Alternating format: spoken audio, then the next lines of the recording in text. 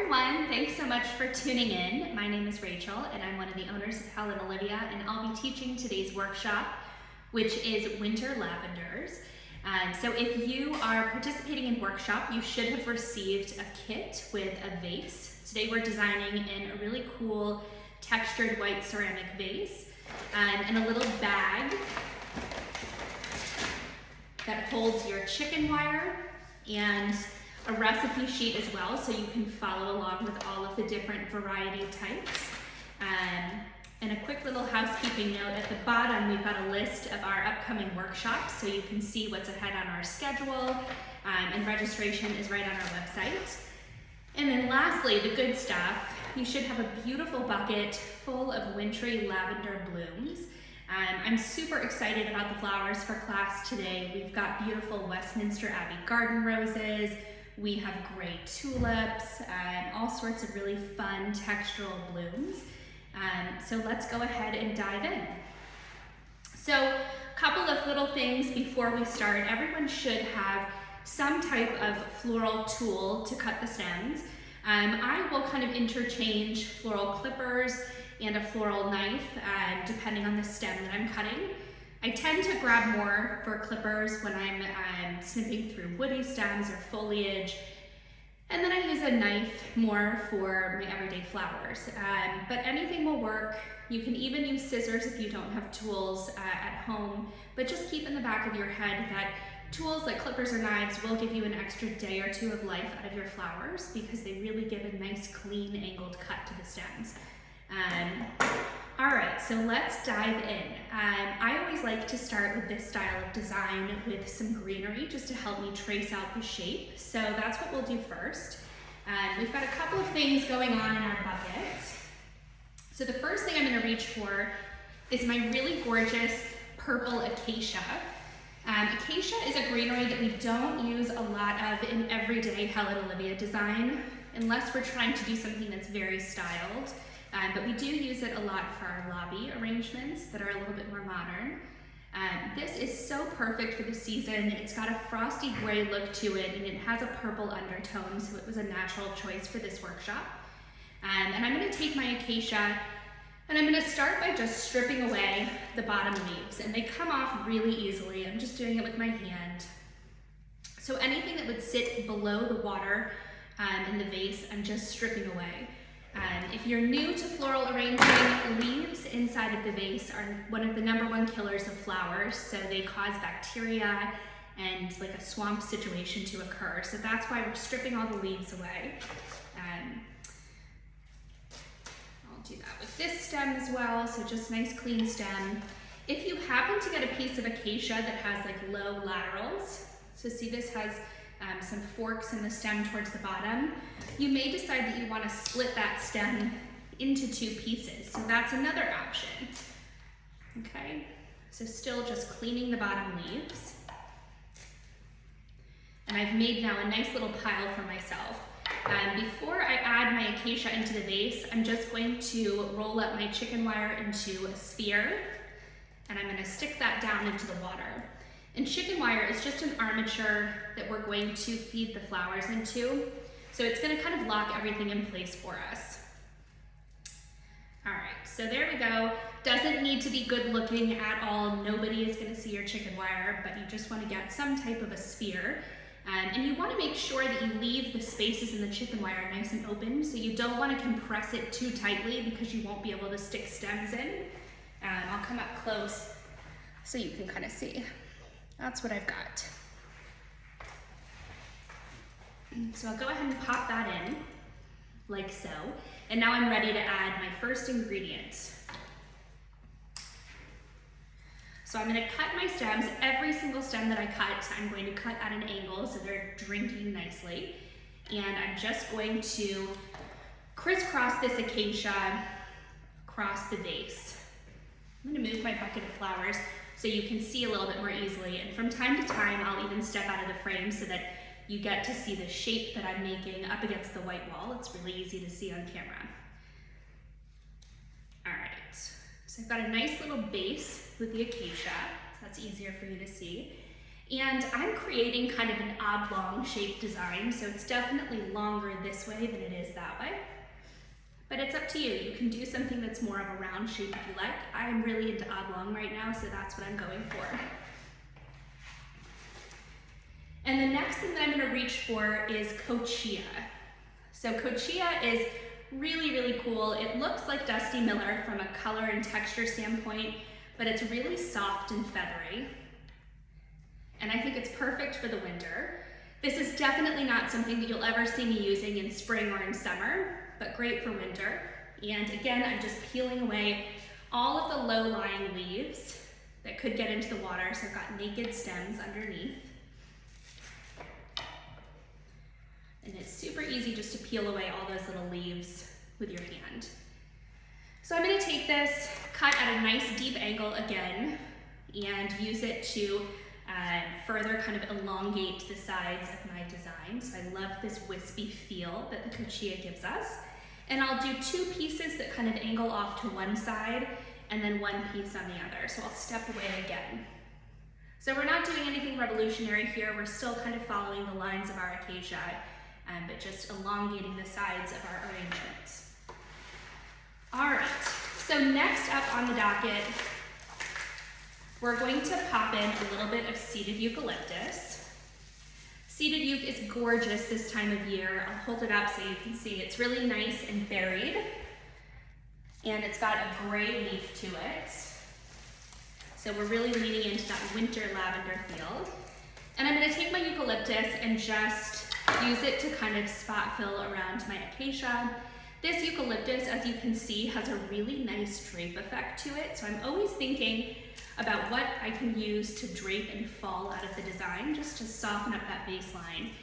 And the seeded eucalyptus fits the bill. So make sure that where you're sticking your eucalyptus, you're giving it a chance to drape. Okay. So I always like to think of this stage, the greening up stage, as kind of like you're building out a little nest for the flowers. So just creating a neat little backdrop. All right, so I'll step away again so you can see. So I've got some of my holes plugged. And the last piece of greenery that I'm gonna dig for is some pretty Dusty Miller. This is local Dusty Miller, and it's the split leaf variety. So really pretty. Looks like a gray lettuce to me. And I'm just gonna pop this in.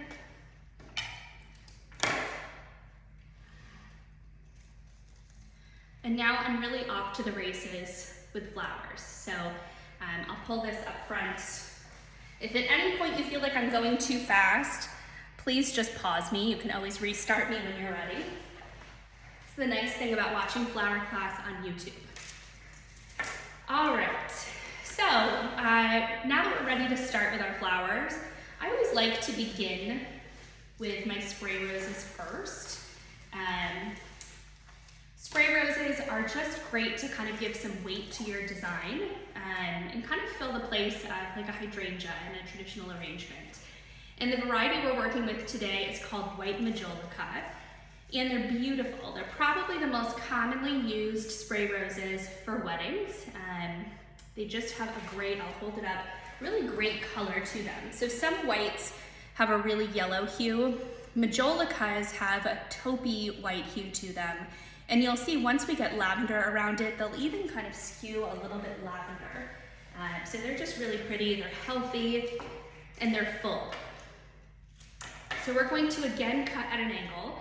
And because this design is gonna take on a little bit of a gardeny feel, we're going to leave our blooms alone, even if they're not all perfectly at the same height. Like some of my laterals, like this guy and this guy is a little bit shorter. We're just gonna leave them alone.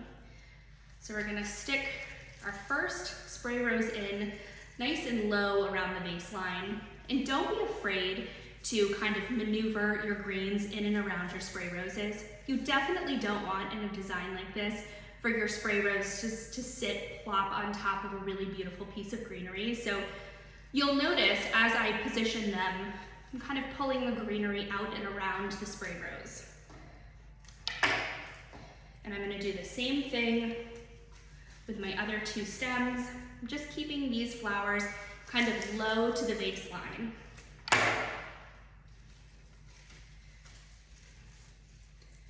All right, so I'm gonna give a little spin so you can see how my design is filling in so far. So we're making really good headway.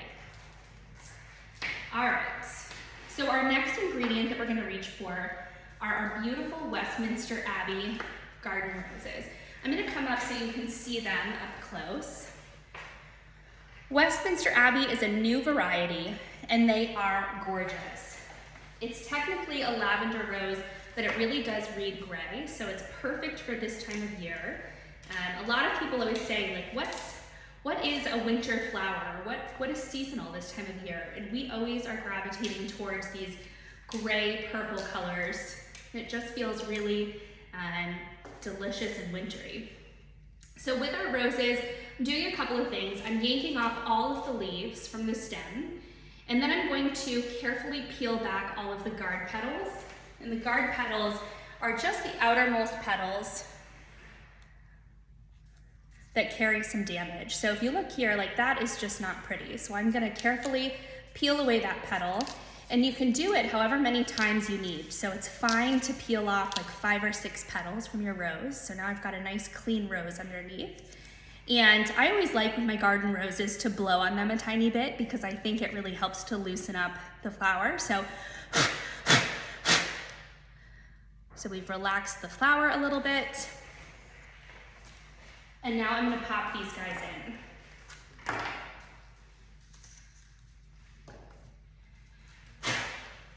So get all your guard petals off. And just pop them in. This is a newer variety of rose. Westminster Abbey was not a thing 2 or 3 years ago. So it's new to the market, and you know, they're doing a really great job of coming out with really gorgeous, new, dusty, washed out muted tones, which are all the rage right now. So this is a really popular bloom for us for our wedding work in particular.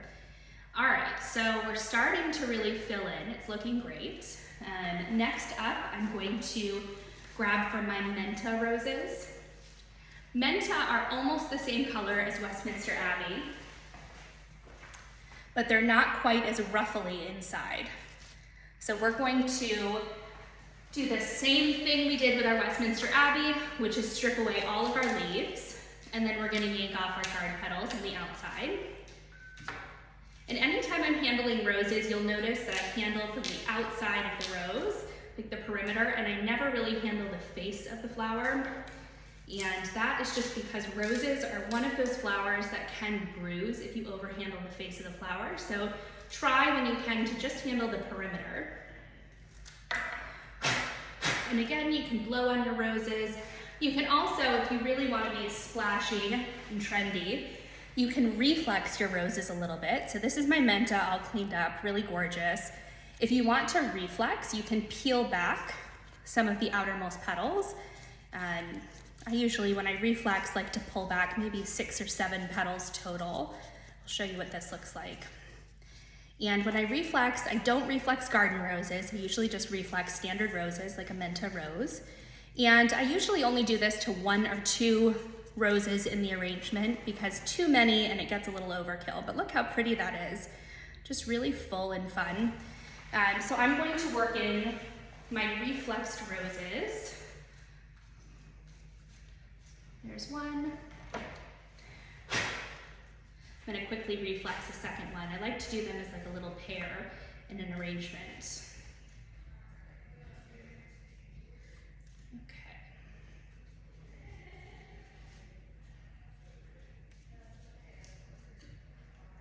All right, so there's reflex rose number 2. I'm gonna tuck those in as kind of a duo on this side of the design. And I'm keeping in mind that I am kind of honing in on an oblong shaped design. So if you're doing the same thing, extend out to the sides. Totally up to you. But it's looking really gorgeous. All right, so now we're gonna switch things up a little bit and we're gonna introduce a bit more color. So our next ingredient is an amnesia rose, and I'm gonna hold this up as well. This color is wild to me. So really gorgeous. The guard petals are almost green in color, and the inside is the prettiest washed out mauve lavender. Just a really great and unusual color of rose. So I'm gonna peel back my guard petals. If you are really digging the green hue to the guard petals, maybe just leave them alone or peel off anything that looks really bad. But it's fine if you like the vibe that the guard petals are giving to just leave the guard petals alone. We will always peel our guard petals for our retail designs, like our happy birthday and happy anniversary, because we are hedging our bets that the recipient of the arrangement might think that it's a bad rose. But if you're enjoying it at home and you like the look of a guard petal, just leave it alone. It's fine to do. Oftentimes we'll do that for our wedding work. We'll leave the guard petals on for weddings because that's much more of a specific tailored look. And for retail work, we'll peel all of them off. But that's my amnesia. I'm gonna blow on it to get it nice and relaxed and open. And I'm just gonna use the amnesia now to fill in where I've got voids. And in my arrangement, my voids are really more in the center of my design. And as I add my amnesia, I'm really excited about the color that this is adding in. So it was feeling a little bit like one tone before, and now it's really coming to life. So pretty. And again, don't be afraid to rearrange your greenery as you go. You definitely don't want to be putting roses right on top of beautiful greenery. So throughout this design, I'm kind of moving and maneuvering my greens so that they can also be the star of the show. Okay, how gorgeous is that looking? Loving it. All right, so next up, trying to decide what I want to do next. Next, I'm going to pop in some hellebore. This hellebore is coming from Holland. This color is ridiculous. It's so beautiful. So we're going to take our hellebore and we're going to stick it into our design in a space where it's going to feel well supported. So hellebore are a flower that have a shorter vase life. So anytime we arrange with hellebore, we want to put them somewhere that as the stem weakens, it's not like flopping dead and limp out of the vase. It's kind of supported by the flowers around it. So I'm not, even though I'm tempted to, I'm not going to put my hellebore like low in the design, like here, because once the stem starts to give out, we're going to wind up with a really sad, droopy hellebore. So instead, I'm going to put my hellebore nice and central in my design. So I've got one little guy right there. Let's stick another one in the middle. And don't be afraid, again, to kind of like maneuver your hellebore. You can weave and tuck it in. But what a pretty pop of brighter purple. I love that. Okay, so next up, we're gonna play around with some Astrantia. I'll hold this up for you to see as well. Astrantia is a tiny little flower. So I'll show you like my fingernail, excuse my manicure that needs to be redone, but you can see like for size, it's a pretty small bloom. This particular flower comes in a white color. It comes in a red, which is what we're using. According to the Dutch, this is a red flower, even though you and I both know that this is like white with a little bit of lavender. It also comes in a pinky color, and it's pretty inexpensive. It looks to me like a snowflake, so that's why I love using it for winter, and it's just a great light, airy fill flower. So we're going to plug this guy in next. Okay, so with our Astrantia, some of you may have like little laterals or breaks in your stem. You can cut those into two pieces if you want. So you can just divide up your Astrantia and just work this in all over the place. So beautiful and light. Okay.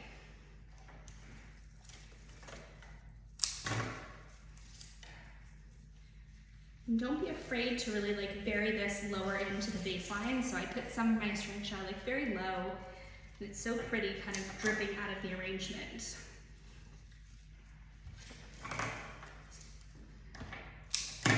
As I'm doing this class, I have an Apple Watch on, and it's Valentine's week, so my phone and my watch are just pinging every minute. It's orders flooding in because, as we know, men are a little bit last minute and late to the party with ordering, so they're on it now.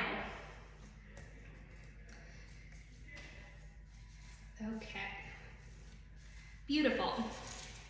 So that gives us a really fun textural look.